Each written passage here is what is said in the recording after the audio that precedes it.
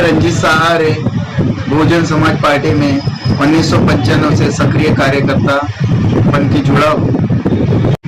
आज की जो बहुजन समाज पार्टी है वो तो आज बहुत यानी ये समझ जाओ कि दलालों की पार्टी जैसे बन चुकी है। जैसे 1995 में जब मैं जुड़ा था और जब मैं जैसे मुझे समझ आई तो 1995 में मान्यवर काशीराम साहब ने जो बहुजन समाज पार्टी को अपने तन मन धन से और अपनी मेहनत से बहुत आगे बढ़ाए थे और जब तक के मान्यवर काशीराम साहब 2006 तक के जीवित रहे तब तक के बहुजन समाज पार्टी तन मन धन से बहुत अच्छे से चल रही थी।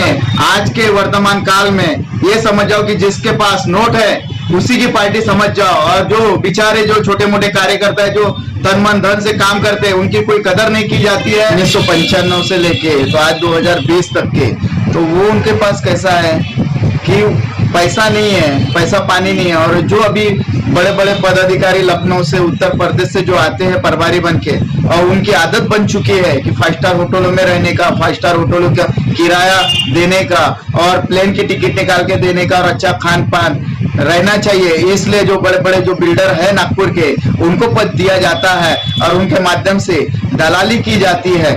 तो इसलिए जो जमीन से जुड़ा हुआ कार्यकर्ता है उनको पद नहीं दिया जाता है और पद नहीं दिया जाता है। इसलिए जो बड़े बड़े जो बिल्डर है वो बड़े पैमाने में दलाली कर रहे हैं। तो मैं ये कहना चाहता हूँ कि जो खास है ना जो जमीन से जुड़े हुए कार्यकर्ता है उन्होंने बहुजन समाज पार्टी में ऐसा कुछ करना चाहिए कि जो ये जो बड़े बड़े बिल्डर है इनको हटा के अपन खुद आगे आना चाहिए।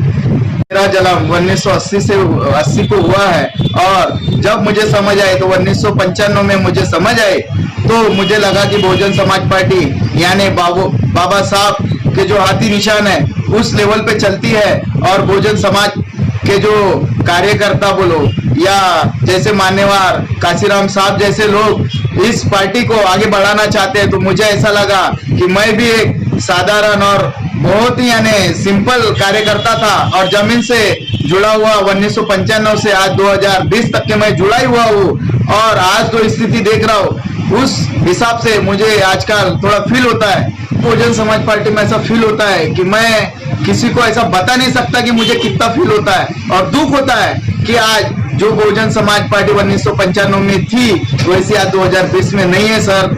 और मैं इसके बारे में क्या कहूँ, मुझे ही कुछ समझ में नहीं आ रहा। और मैं ये चाहता हूँ कि आज जो पदाधिकारी ये सब खाने का ही काम कर रहे हैं और ऐसे पदाधिकारी को जल्द से जल्द बहन कुमारी मायावती जी ने बाहर का रास्ता दिखाए। ये मैं बहन मायावती जी से विनंती करता हूँ कि जो ये पदवीधर जो चुनाव हुए हैं इसमें इन्होंने बड़े पैमाने पे दलाली किए हैं, बीजेपी और कांग्रेस से पैसा लेके इन्होंने समर्थन दिए हैं। तो ऐसा समर्थन नहीं करना चाहिए और खुद अपने उम्मीदवार उतारना चाहिए था।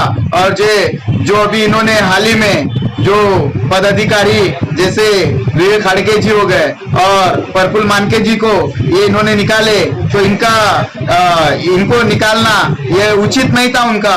और ये अभी से नहीं तो बहुत पहले से ये जुड़े हुए कार्यकर्ता है और जमीन से जुड़े हुए कार्यकर्ता है। इसके लिए मैं संदीप ताजने और वीर सिंह साहब का मैं विरोध करता हूँ। बहन कुमारी मायावती जी ने ऐसा कुछ निर्णय लेना चाहिए कि जो महाराष्ट्र में हमारा बहुजन समाज पार्टी आगे बढ़ना चाहिए। इसलिए सक्रिय कार्यकर्ता जो जमीन से जुड़ा हुआ है उनको बहुजन समाज पार्टी ने महाराष्ट्र लेवल पे अध्यक्ष बनाना चाहिए। वैसे ही जो जिले के जो पदाधिकारी रहते हैं जो जमीन कार्यकर्ता है उनको पद देना चाहिए। उसी से आगे बढ़ेंगे हमारी पार्टी और पार्टी बढ़ने के बाद में हमारे अंदर खासदार जरूर चुन के आएंगे। ऐसी मैं विनंती करता हूँ सभी बहुजन समाज पार्टी के कार्यकर्ताओं से। 1995 से जब मुझे समझ आई तब से मैं झंडा लेके बहुजन समाज पार्टी का लेके झंडा घूमता हूँ। साथियों आज मैं ये कहना चाहता हूँ कि मैंने 2012 में भी टिकट मांगी थी तब भी मुझे नहीं मिली और 2017 में भी मैंने टिकट मांगी थी लेकिन तब भी मुझे ये 2017 में भी नहीं मिली। इसलिए नहीं मिली क्योंकि यहाँ पे नगर सेवक के लिए भी दलाली हो चुकी है।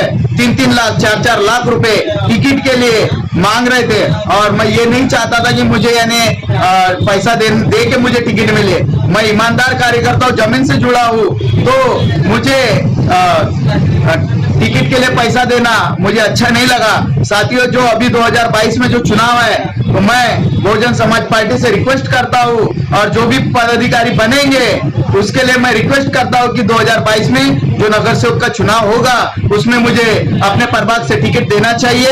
और अगर एक बार टिकट देके देखिए और मुझे एक बार टिकट मिली और मैं नगर सेवक के लिए चुन के आता हूँ, तो मैं अपने बहुजन समाज पार्टी के लिए बहुत ही अच्छा नगर सेवक बन के दिखाऊंगा और समाज की सेवा करूंगा। और वैसे ही मैं बहुजन समाज पार्टी को बहुत आगे लेके जाऊंगा कि 2024 में हमारे उत्तर नागपुर में हमारा खुद का आमदार बने, यही मैं अपेक्षा रखता हूं। धन्यवाद। जय भीम।